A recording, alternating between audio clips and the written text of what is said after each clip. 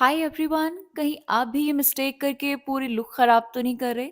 तो कुछ ऐसे टिप्स और हैक शेयर करूंगी जिससे पूरी पर्सनालिटी इन्हांस होगी। Without any effort, without spending too much, आप सभी को स्टाइलिंग में पीछे छोड़ने वाले हो, ये मेरी गारंटी है। So let's start.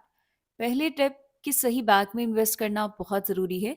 ऐसे कलर्स लो जो कि सभी आउटफिट के साथ जाएं, जैसे कि white pearl bag, eastern western किसी भी कलर का आउटफिट हो सभी के साथ बहुत ही अच्छा लगेगा। ब्राउन एक न्यूट्रल कलर है, कोई भी कलर कॉम्बिनेशन लो जैसे कि green, blue, white, of white, सभी के साथ बहुत डिसेंट लगेगा।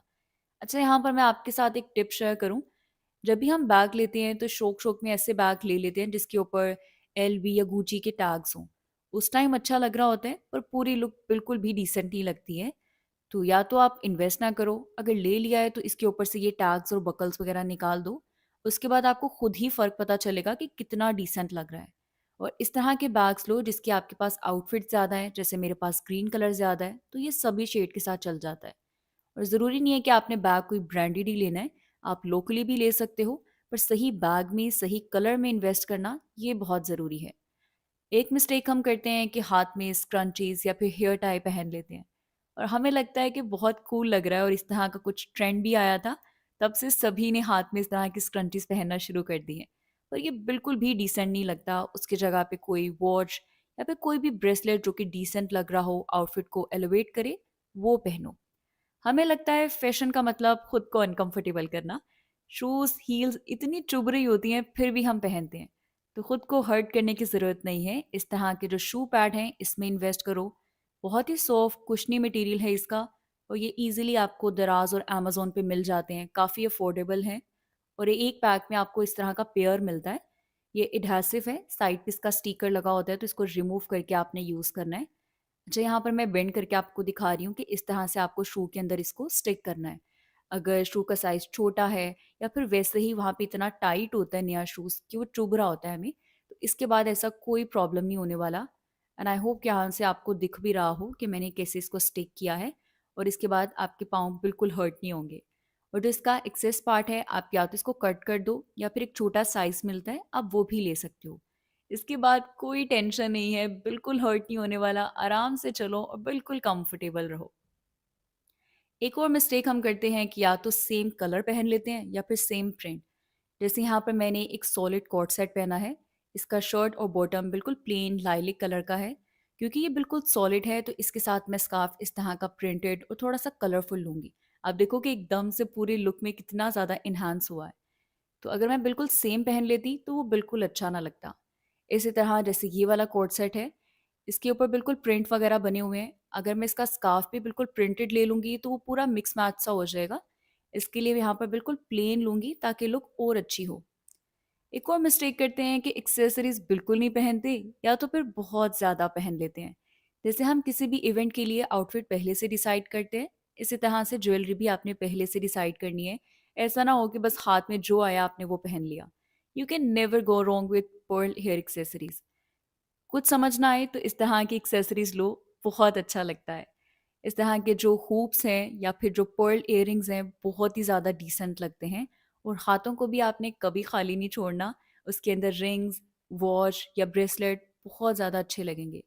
एक और मिस्टेक कि पूरी लुक तो कर ली पर हम लोग मेकअप करके फीचर्स को इन्हांस नहीं करते। मैं ये नहीं कह रही कि आपने बहुत मेकअप करना है, पर 2-3 प्रोडक्ट्स जिससे आपकी लुक और ज़्यादा अच्छे लगे, फेस ऐसे फ्रेश लगे, वो आपने ज़रूर करना है।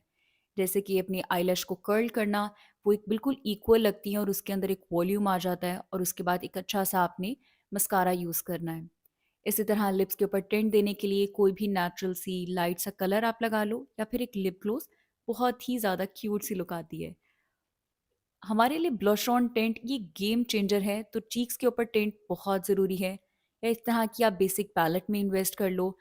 प्रॉपर मेकअप करने की ज़रूरत नहीं है, बस इस तरह का कोई पिंक या ब्राउन शेड लो और अपनी आईलिड्स पर अप्लाई कर लो। तो मेकअप आपने लाजमी करना है, आपका फेस डल नहीं लगना चाहिए। एक मिस्टेक हम करते हैं कि फाउंडेशन का शेड नहीं पता, बस आइडिया से ले लिया, या तो वो बहुत डार्क आ गया या फिर बहुत लाइट, और उसी को यूज़ करते हैं। राइट फाउंडेशन शेड चूज करने के लिए आप अपने ड्रॉ के पास 2-3 शेड जो आपको लग रहा है कि हाँ यार ये मैच हो सकता है, वो आपने इस तरह से स्वाच करना है। बाकी स्टोर वगैरह घूम लो, 1 घंटे के बाद देखो कि जो शेड आपके कॉम्प्लेक्शन के साथ एग्ज़ैक्ट मैच हुआ है, वो आप लोगे।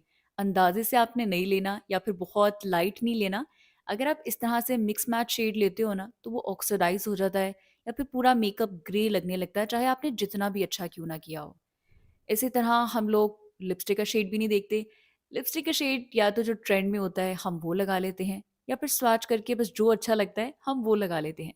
तो एक राइट लिपस्टिक शेड भी बहुत ज़रूरी है। हर एक स्किन टोन का अलग-अलग कलर होता है। अगर आप राइट शेड ही लगा रहे तो लुक या तो बहुत ही बोल्ड लगती है या फिर बहुत डल।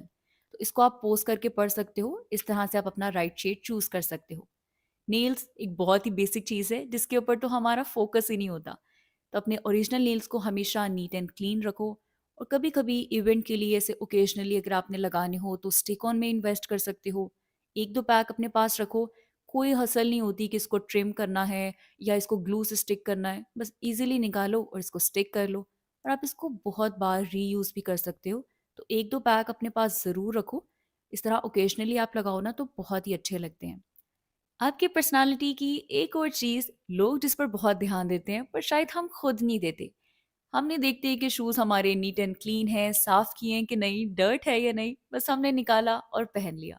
पर हमने हमेशा इसको क्लीन करके पहनना है, इसके ऊपर डर्ट इतनी-इतनी होती है, ऐसे आपने बिल्कुल नहीं करना।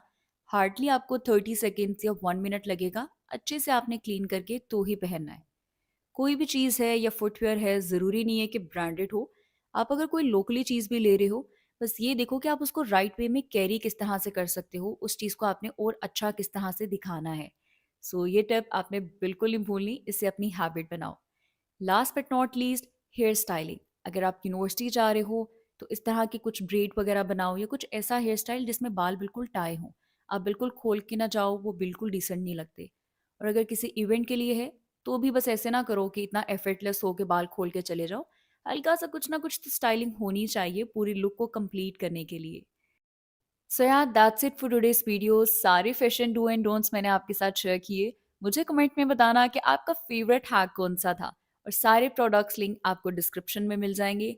यहाँ तक आए हो और वीडियो अच्छी लगी हो तो इसे लाइक कमेंट और शेयर किए हुए तो बिल्कुल मत जाना। बाय।